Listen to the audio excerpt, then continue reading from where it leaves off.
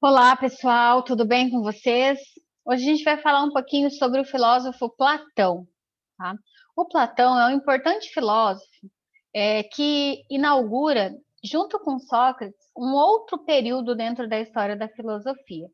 Nós temos os pré-socráticos, que eles são os primeiros filósofos, mas eles investigam a natureza, a physis. A partir de Sócrates, a filosofia ela muda o seu eixo de investigação da natureza para o homem. Então, Sócrates ele vai inaugurar uma filosofia que a gente chama de humanista, tá? Que vai observar, estudar, analisar o homem e as suas relações sociais. O Platão ele foi discípulo de Sócrates, tá? E a gente vai conhecer um pouquinho melhor agora sobre a sua obra.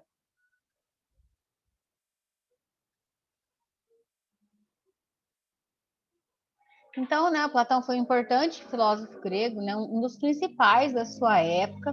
Ele foi discípulo de Sócrates e ele é considerado um idealista, tá?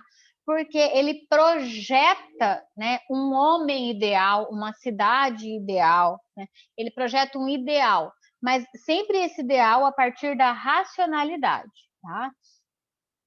O Platão, ele vai desenvolver a teoria que nós chamamos de teoria das ideias. Ele divide a nossa existência em duas partes: mundo das ideias e mundo real, ou mundo sensível e mundo inteligível. Inteligível de inteligência, de razão, e sensível vem de sentidos, tá? Então, lá no mundo das ideias, existem as ideias perfeitas, que somente a nossa alma, que é a nossa racionalidade, pode acessar. É o conhecimento perfeito e imutável. No mundo real, tudo que existe são cópias das ideias perfeitas. Então, o mundo em que nós vivemos é o mundo real. E aqui só existem cópias, eu coloquei ali perfeitas, mas são cópias imperfeitas, tá? Do mundo das ideias. Que é lá, é como se lá tivesse as formas ideais do amor, da justiça, da paz. Tem as formas ideais lá. E aí aqui só tem as cópias imperfeitas, tá? Então, o mundo material, os sentidos podem acessar, e os sentidos, eles nos enganam, tá? Então, o conhecimento para o Platão, ele é apenas verdadeiro quando ele é acessado pela racionalidade, pela nossa alma. Quando ele é acessado pelos nossos sentidos, eles podem nos enganar. Então, ele vai falar que os nossos sentidos são falhos.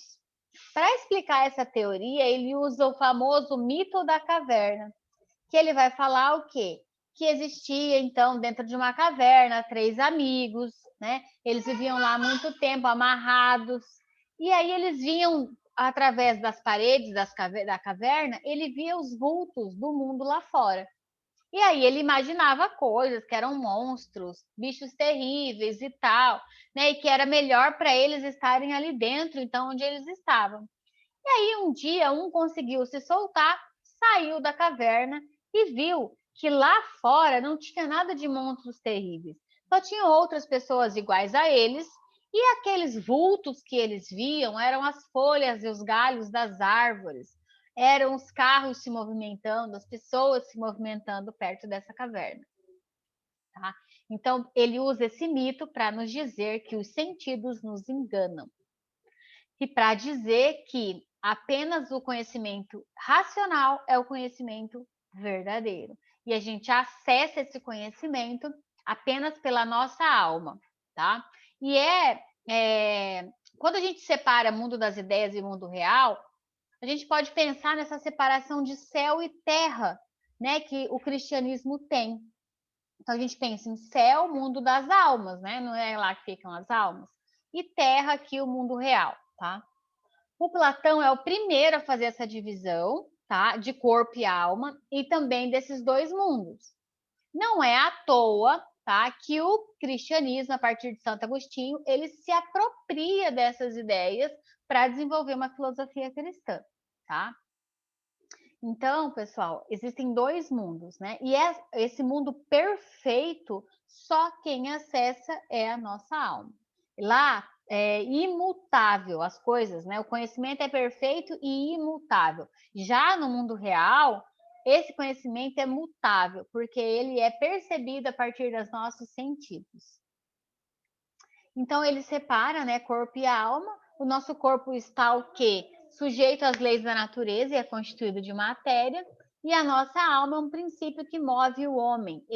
Ela é imutável, né? Então, esse princípio, essa nossa essência, ela é imutável, não muda. O Platão vai desenvolver a sua teoria política no livro A República. E ele vai fazer o quê, né? Ele vai dizer que nós temos uma divisão de almas, né? Apesar de a gente tem a alma e tal, mas nós temos o quê? Uma divisão dessas almas. Então nós temos três tipos: a alma racional, a alma irracível e a alma concupiscente, tá? O que acontece? No ser humano, tá? Essas características, tem uma dessas características da alma que ela vai se sobressair, tá? Então, ali, né, a função da alma racional, buscar a verdade, a virtude, sabedoria, vício associado, orgulho e a preguiça. A alma irracível, a autopreservação, a virtude, coragem e fortaleza, o vício, a raiva e a inveja. A alma concupiscente, instintos básicos, fome, sede, sexo, né? Os nossos instintos para sobrevivência, né? As nossas necessidades fisiológicas. Virtude associada é a temperança, o controle de si, né? E o vício associado seria gula, luxúria, ganância. Então, nós temos, né, esses três tipos de alma. E o que acontece? O mesmo homem tem os três tipos, só que ela é tripartida. Só que cada um de nós vai ter mais aflorado um desses tipos, o Platão diz, tá? E aí, como é que a gente vai descobrir isso? É por meio da educação. Então, o que o Platão defendia? Que a criança, uma certa idade, ela seria retirada da família e ia como se fosse para um internato. Aí lá nesse internato, né, as pessoas, os professores, né, os sábios, os filósofos, eles iam identificar, né? Ah, olha, essa pessoa tem mais da alma racional, essa da irracível, essa da concupiscente. E ir hierarquizando uma cidade através desses tipos de alma, né? Então, o bom estado para o Platão é aquele que é justo e é governado com sabedoria.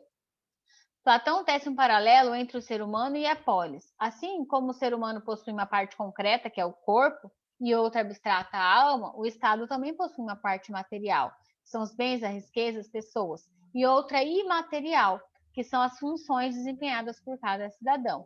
E essas funções desempenhadas têm a ver com a alma, tá? Assim como a alma humana se constitui de três elementos, a polis precisa ser organizada em três classes de cidadãos. E essas três classes de cidadãos, então, têm a ver com as almas, né? A racional, os governantes e os magistrados, qual que é a função? Ser responsável por governar com sabedoria. Irracional, irracível, os guerreiros, responsável por proteger a cidade com, né, com fortaleza. Irracional, concupiscente, artesãos, agricultores e comerciantes, responsável por prover as necessidades da cidade com temperança. Então, olha só, a ideia do Platão, né? Por exemplo, existe um ideal de justiça lá no mundo das ideias, né? E o que é o ideal? O que é a justiça aqui no mundo material? É cada um desses indivíduos desempenhando a sua função. Isso seria a justiça, porque teria harmonia na sociedade, tá?